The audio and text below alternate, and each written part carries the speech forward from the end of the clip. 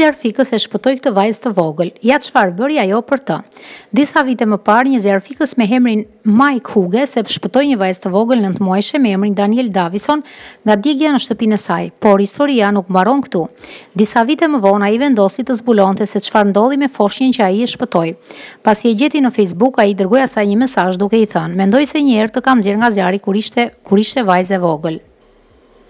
Prej këtij momenti ata vazhduan të bizetonin.